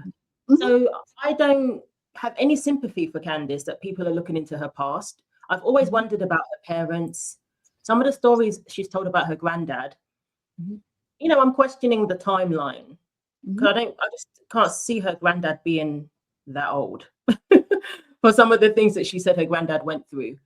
But so yeah, I have seen an interview with her cousin, someone who claims to be her cousin, is a lesbian. She did an interview with I've forgotten his name, but he's like a gossip YouTuber, something Monroe. Yeah, she did an interview with him. Storm Monroe. Yes, I believe it was Storm. Yeah, Storm Monroe. And she actually described Candace as being all right, not some evil person. She said that she grew up around predominantly white people in Connecticut. She embraced her being part of the LGBT community, that kind of thing. You know, it was a nice interview. So that wasn't anything too sinister. What people are going to be doing their digging, because you've set that tone, Candace. You've set these rules. This is what we're allowed to do. Dig up people's past. I do actually want to talk to you, whether we do it today or next time, about Candace's attitude towards other Black conservatives, other Black female conservatives. Because have you heard of Kimberly Klasick? I've heard of her briefly, but I don't know much about her. She did a really good campaign. She was running for something in Baltimore. I'm not familiar with all of the different positions for politics there, but she was running in Baltimore, and she did a really good campaign. Trump retweeted it, shared it on social media, and she was basically expected to be the next big thing in Black conservative circles, so to speak. And Candace basically came out with some accusations saying that she was a stripper, she worked at a strip club, not very conservative. Her and her husband are involved in some dodgy strip club related activities. I remember, so I was actually influenced. I'm not going to lie. I was influenced by Candace exposing Tiffany. And she said she has questions about her financial dealings with her campaign. That she's raised all this money, but what is it for? And basically accused Kimberly of being another conservative grifter, just claiming to be running for a certain office, you know, position in office, but basically pocketing the money, allegedly. That's what she put out there. And to be fair, Kimberly did say she was going to sue Candace, but dropped the lawsuit. So in Candace's, the way Candace put it is, well, she's got nothing. Everything I said was true because she didn't sue me. But obviously, you know, it takes a lot of money to sue somebody. So we'll look into that. There's some Black conservatives who have spoken about saying that they know Kimberly personally. And, you know, those accusations were not true. And there seems to be a pattern with her. At the time, when somebody was an up-and-coming Black female conservative, Candace didn't embrace them. Candace wasn't like, wow, this is great. There's more of us. We're growing. She basically turned on other Black female up-and-coming conservatives. Kimberly Klasick, that is a classic example of that. So, you know, there was one podcaster who said that she left that whole conservative scene because she was just tired of what she was seeing being done to other women within that space by Candace. That was one of the reasons, you know, she pulled out of all of that and just focused on being a podcaster, you know. Someone says 37 years old is not a young girl. 37 years old is a young girl. I'm sorry, that's a young person. To me, it is now. But 37 is young these days. It is. It's not, you know, like you've lived. You still got a lot of life to live. So, and a lot to experience in that regard. She'd only been married, you know, not that long. Her kid was, youngest was 1 year old. Can you imagine? She hadn't even experienced the whole stay-at-home mum for that long before this happened. Oh, so my heart breaks for Erika. I cry for her sometimes. Yeah. I cry for her sometimes because the level of attack and vitriol that Candace is heaping on this woman. Anybody that is not strong can do something to themselves. And you know, I'm looking at it from my job perspective. Erika will need a lot of help and support because mentally, what Candace is doing is evil. And it's the timing as well. In the midst of everything that's happened, this is another thing that Erika has to deal with. And why? For what? This is what I don't understand. She's compounding this woman's grief She is. Even if you don't Nobody. like Erika, you think she's fake, she did lose her husband, and she is a human being, contrary to what Candace was trying to put out there. But Irene, I think that the people supporting Candace Owens are Democrats. That's what I've I been think saying. yes, I think some of them do not believe what Candace is saying, but they want to tear the movement. They want to destroy the movement. And Candace is the weapon that they're going to use to do it. Absolutely, I agree. And I was saying that the people who are cheering this on, some of them have, if you look at their past tweets, they've accused Charlie of being a racist. They've accused Charlie of hating women. So these are the people cheering Candace on. People who don't even like Charlie Kirk, never liked him. Yes. And they're attacking anybody that says otherwise. But Candace can enjoy all the money and all the wealth that she's making, because according to Joshua Carr, it's all about money for Candace, and I believe that. However, I think this thing is going to destroy her. Whatever time she decides to stop doing this, she will look back and regret the day she decided to tear another human being down like this. Because what you do to someone, someone else will do to you. That's just life. And that's what's happening with people investigating and looking into her past. Yes. And I don't know if she's going to, in the past, like Nathan Livingston, he has been on her case from day one. But she's slandered him, you know, accusing him of working for Israel or whatever, all that stuff she comes out with. And there's been YouTubers that she's called out on her show. There's been people on Twitter or X who she has called out on her show. So it'll be interesting to see how she reacts to this Joshua Carr. Is she going to mention him? But what she does, she will mention these people and just lie. She will say that they're being paid, you know, by Israel or whatever, with no evidence whatsoever. Israel. What's this thing with Israel that she can't let go of? What has Israel done to Candace Owens? I personally think she just jumped on the bandwagon because that was the edgy stance to take at the time. So it's a grift. I think it's a grift, yeah. Although people will say it's spiritual, she's demonic, and, you know, she just has a deep-rooted hatred for Israel. Because I don't think it's just criticizing, you know, the leaders of a country. I think it's beyond that. I do believe from her own words, you know, she has like repeated things that Nazis have said, you know, the propaganda that they've pushed. She's repeated that sort of propaganda. So I don't blame people for thinking that she is anti-Semitic or whatever. I know that term's been thrown around too much. I believe it has.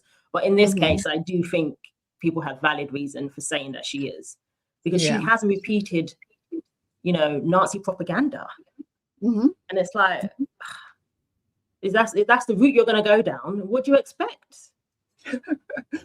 I think she better prepare her apology, because someone she admires, aka Kanye West, he's been on a hobo tour apologizing to everybody. You see, when he was making all his anti-Semitic statements, he didn't let the world know. He said he didn't have bipolar, but all of a sudden he's admitting now that he's got bipolar and he's sorry and whatever nonsense. Because you can't talk about people, especially the Jewish community, and think you're going to get away with it. Not because they're going to do anything. They've been through a lot. They have been through a lot. The Holocaust was a lot. You cannot diminish their pain. And then you say, oh, the Jewish, oh God, Candace is something. I don't want to start, but Candace is on some BS, and she's really going to pay the price. She's going to go on an apology tour like Kanye West. She's going to cry. She's going to beg. And you know what? Nobody's going to listen to her. But did you notice that she never really mentioned that I think recently she touched upon it because someone basically forced her to. But she went for weeks without mentioning Kanye apologizing to the rabbi. It was as if it never happened. You see? She went weeks without mentioning it, but she would mention Kanye, but never address the elephant in the room.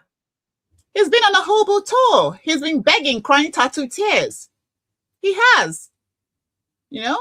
And no, he did too much. He did too much. Yeah. And again, it was like, what for? What's the purpose of this? What does it achieve?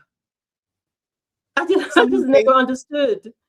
Someone says slander and weak sauce unsubbed. Unsubbed. Oh. They unsubscribed from Candace or you? I don't know, maybe me. Because I did set it to, you have to be subbed for a bit before you can start mouthing off in the comments. I changed my settings, so they probably subbed to I would like to know what slanderous though, because that's up Candace's alley. Slander. Yeah, you don't agree with Candace, so obviously you're slandering her. Meanwhile, this woman created how many part series documentary slandering Erika Kirk. There's not a shred of proof in anything that she said. So what if Erika Kirk had a boy haircut when she was young? So what if her great-grandmother is a gambler or had ties to the gambling industry? Name one person who their ancestors has done something that they're not proud of. You're not responsible for what they've done. But Candace is telling these people, she alone knows the truth. She alone has the secret. She has the evidence. Someone told her. Where is the proof? Where is the evidence? Where's the thing that this person has told you? We haven't seen any of it. You're just giving us BS. And this is another lie example where she was caught in a lie.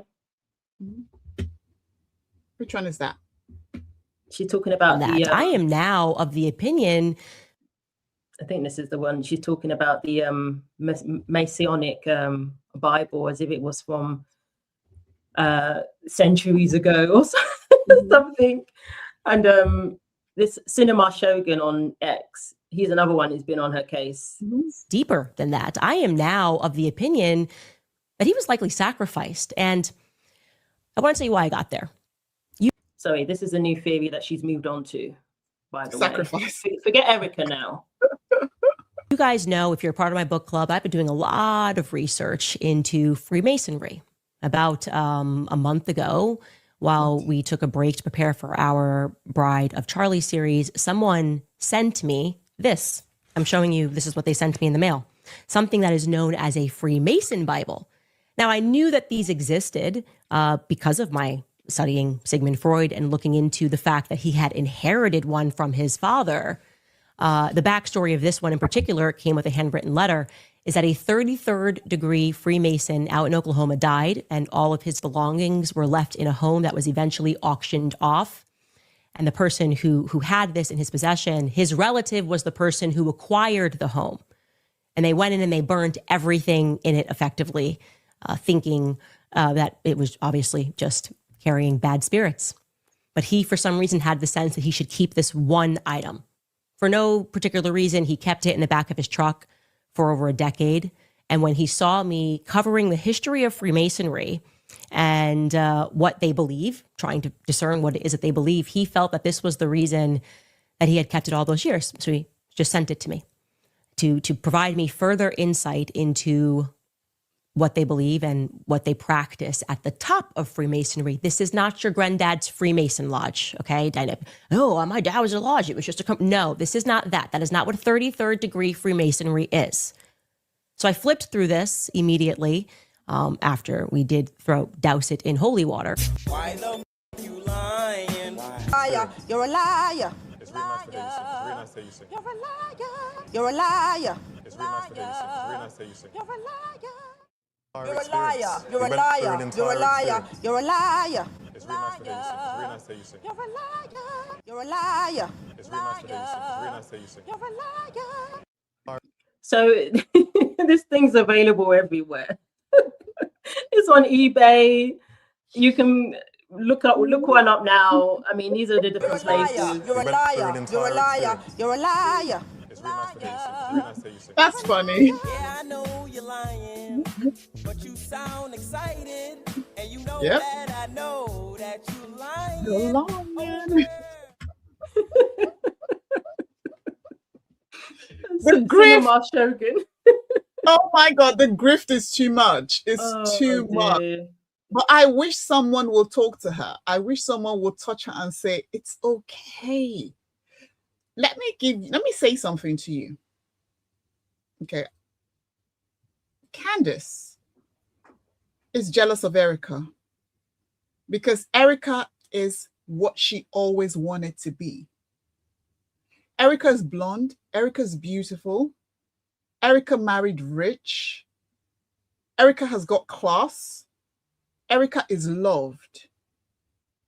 While Candace, people like her because she stirs up the pot. It's like she has a cauldron that she turns. So people like her for that.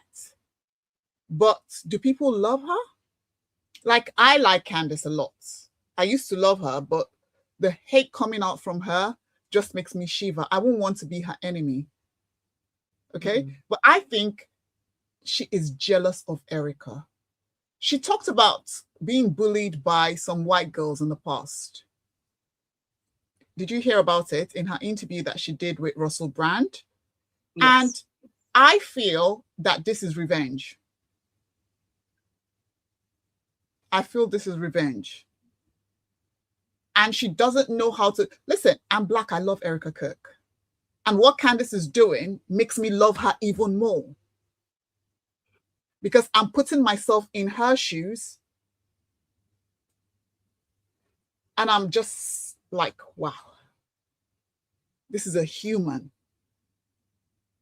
This is a human. Charlie Kirk passed away, I believe it's September, isn't it? Yep, It's September. not even up to 1 year.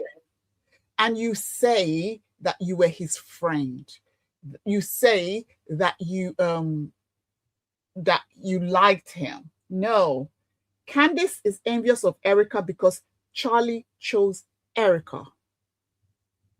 She wanted to be Charlie Kirk's wife. Charlie tolerated her. He did not love her. He did not like her. And she did not like Charlie, but she wanted Charlie because she could see that this guy, if he still was alive, he will go far in life. She calls Erika a witch, a this, a that, all the things that she is. So the projection is really real. I think this comes from a place of jealousy, envy, spite, rejection. What do you say to the people? I do actually have to go in 10 minutes, No problem. unfortunately. But That's what do you say to people who, when, you know, people like us, we say, well, she's jealous. She probably wished she was in, you know, Charlie's wife. What do you say to people who say, well, she's the one who got married first? And, you know, if she was pining for Charlie, why would she have gone off and gotten married to some British guy? Charlie was already smitten by Erika Kirk, and Candace knew it. So when she met her husband, you need to watch Joshua Carr's thing, and I believe it. So when she met her husband, he wasn't doing that well. His dad is loaded, but he wasn't doing well. He wanted to go into politics, and he could see that Candace had something about her. And he proposed via Zoom. He himself said there was nothing romantic between both of them. Yeah. He said that. So He said that. Candace was smitten with Charlie. Charlie was smitten with Erika.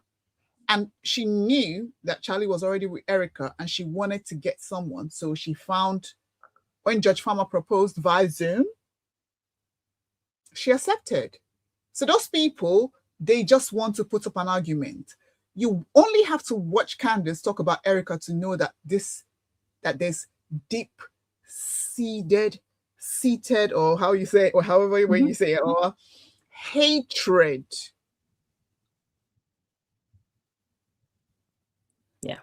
for Erika. So yes, I'm so sad that we didn't start from the beginning, because I know. had different topics I wanted us to broach, but next time, yeah. Yeah, so we'll watch the Joshua Car and we'll discuss that next week. I'll get the time right. This happens every year, but the time is slightly different from the UK. The hours is like 9 hours now. I'm so sorry I got that all mixed up. And Not a hopefully problem. Tumi can join us as well. Yeah, I'm going to ask my other friend, I'm going to ask the other late girl if she wants to join us.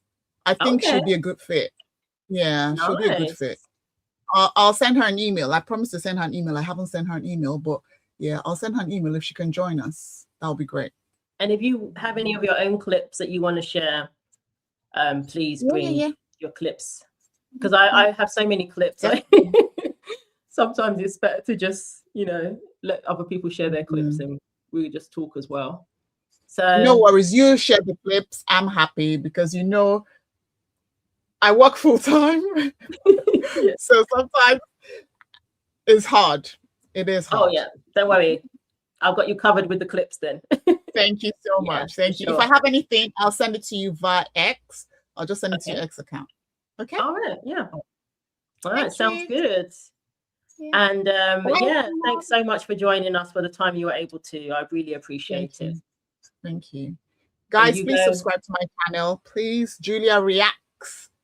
Yes. React to trending topics, react to music, just anything. It's just a fun corner. Thanks for sharing that, Jenna. No, sorry, Alexis. Oh, I'm so sorry. Thanks for sharing that. And so you have a lovely evening. Tumi has been backstage. Tumi was backstage. Where? Oh, she sent a private message. Hello, laugh out loud. I've been backstage. Oh dear, Irene. Oh no. How long has she been backstage? Oh gosh. Oh, Irene. Oh, I'm so sorry. Is it too late to add her to say? Oh gosh, what should I do? Oh, Tumi. Yeah.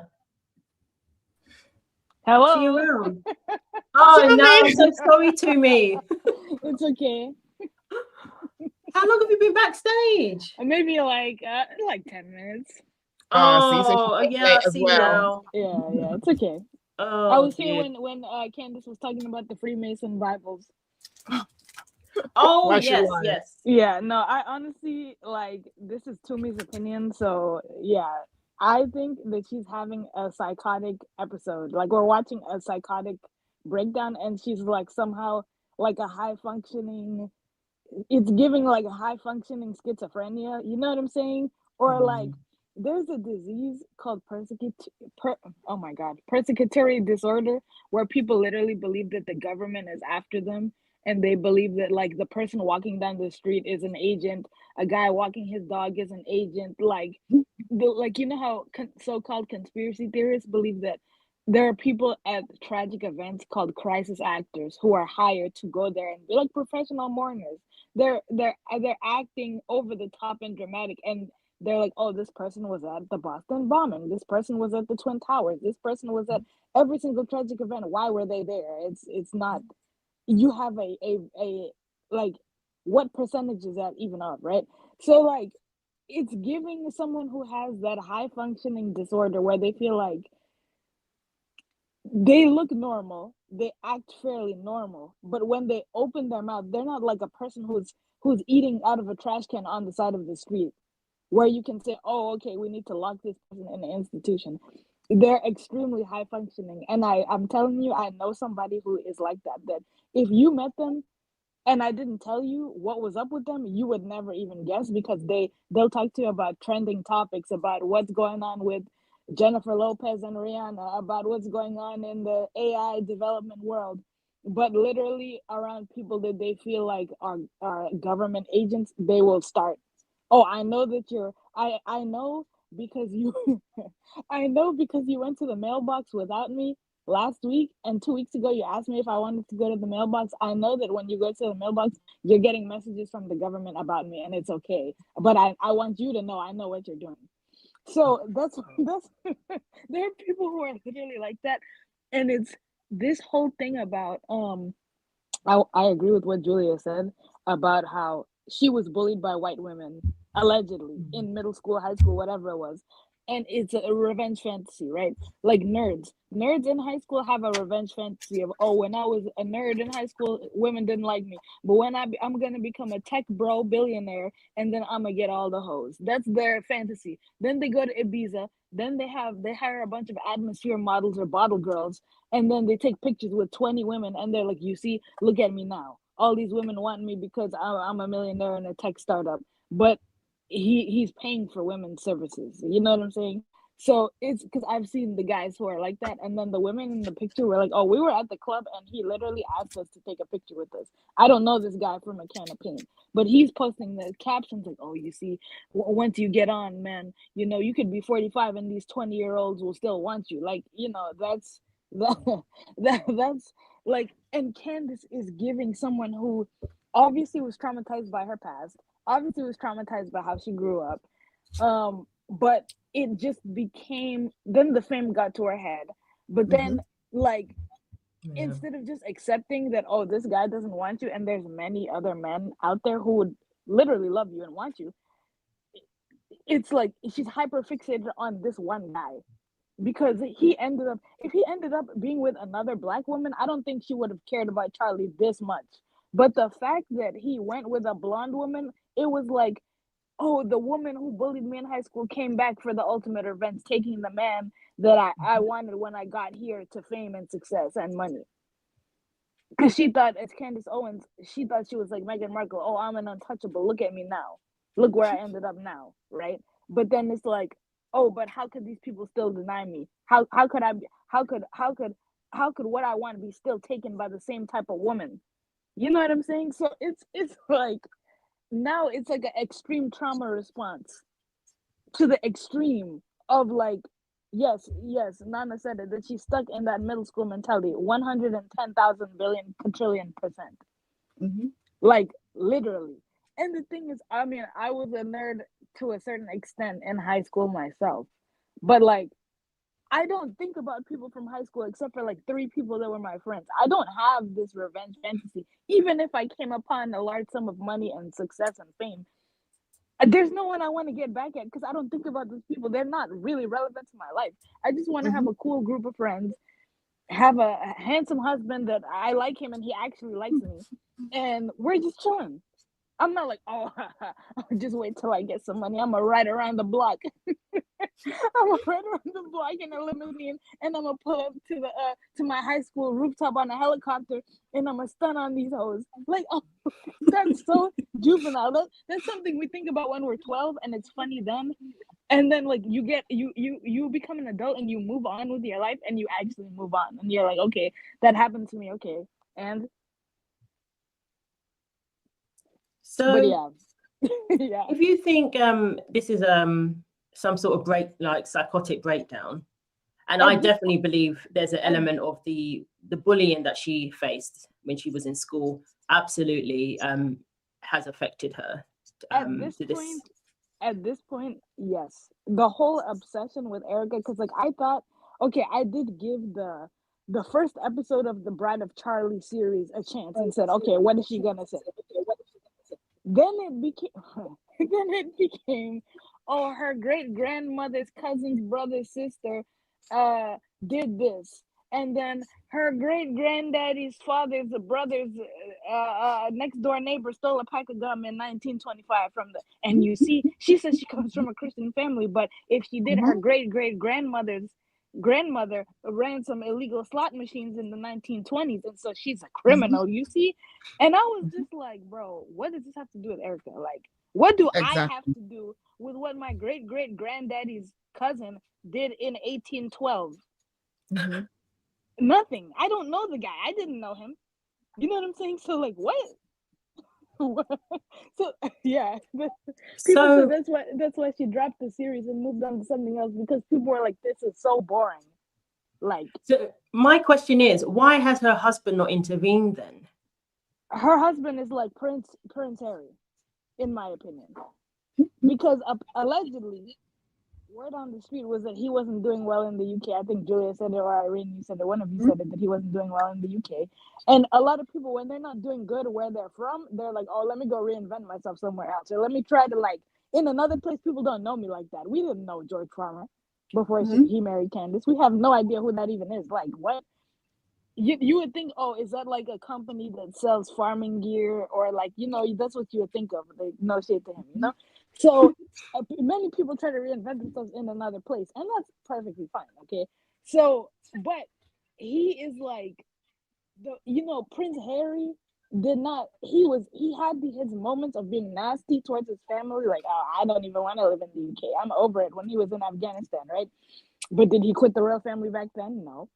Did he ever quit the royal family before Meghan? No. Did he try to move on and go live somewhere else before Meghan? No.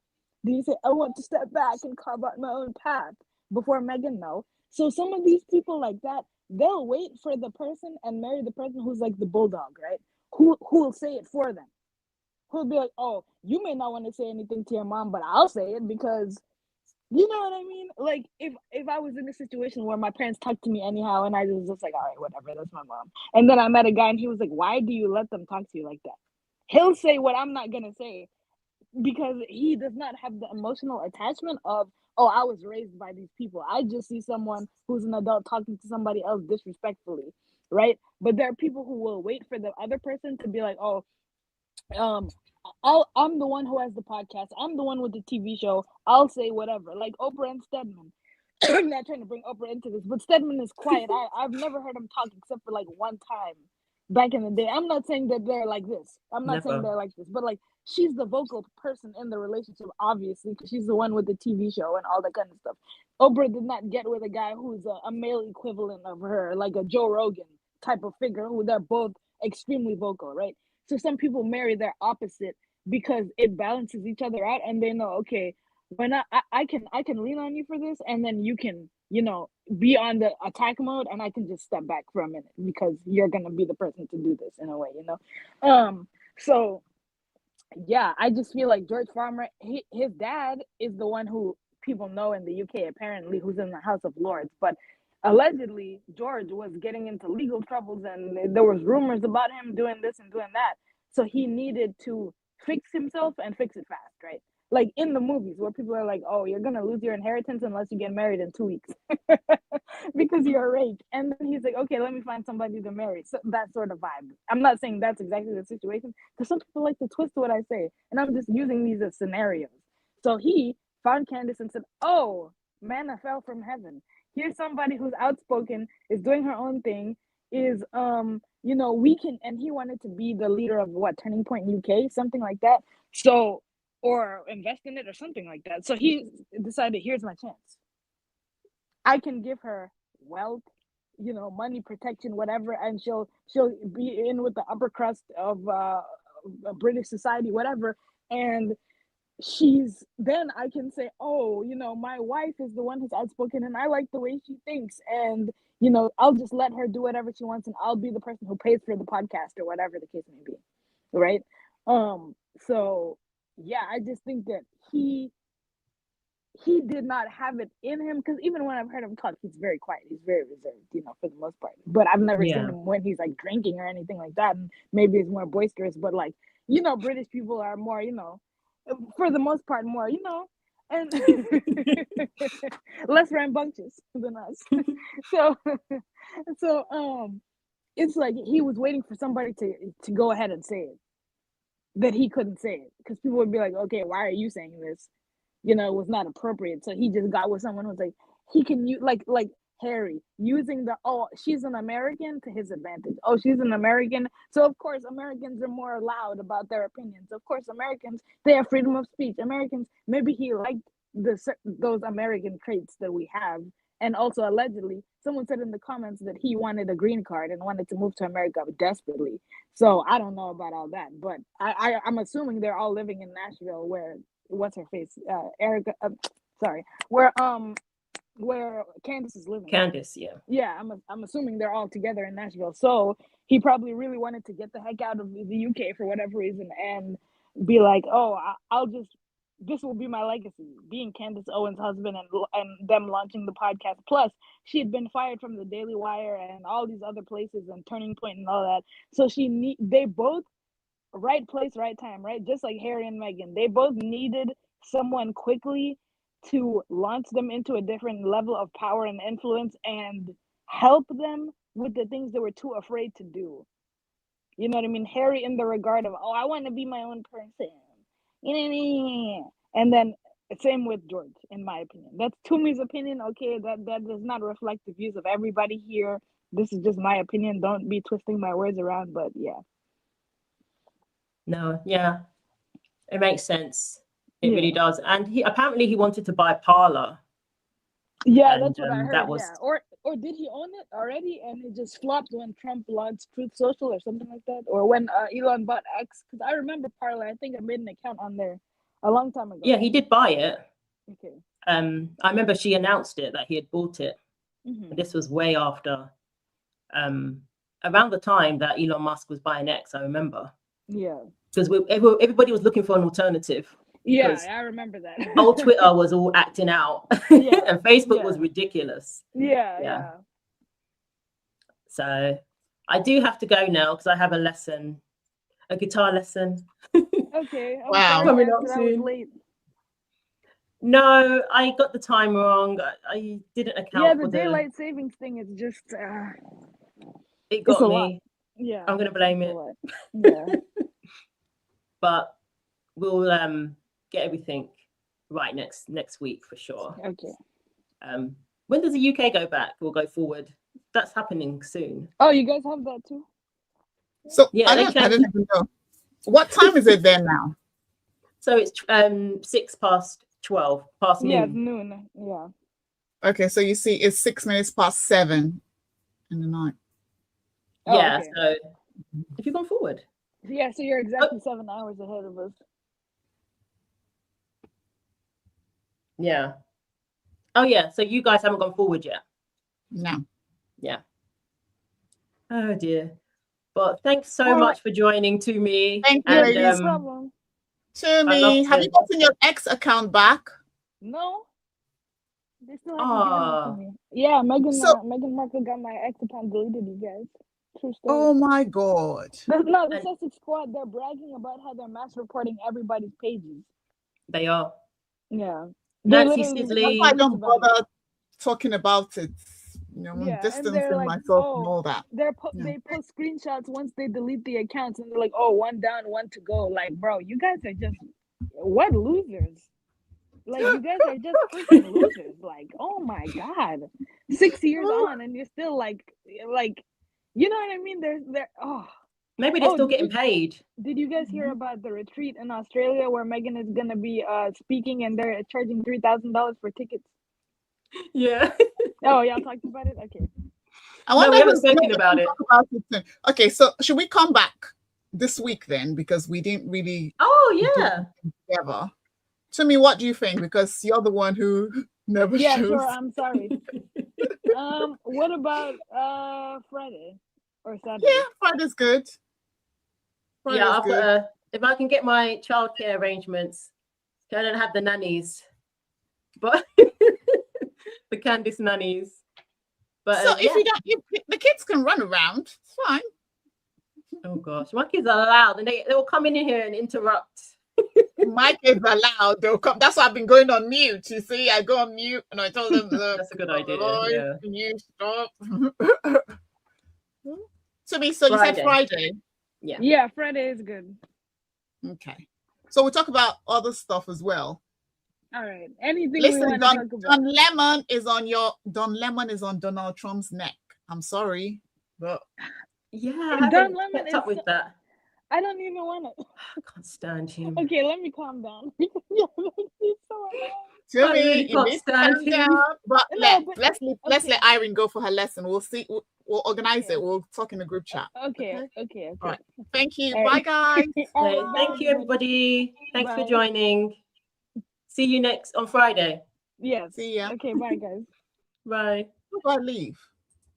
Irene kicked me out. Oh, okay. Oh, you're gone. Oh, thank you so much, guys. Thanks, Alexis. and all the mods. And yeah, very interesting indeed. It's always lovely having Julia Reacts and Sumiyuki.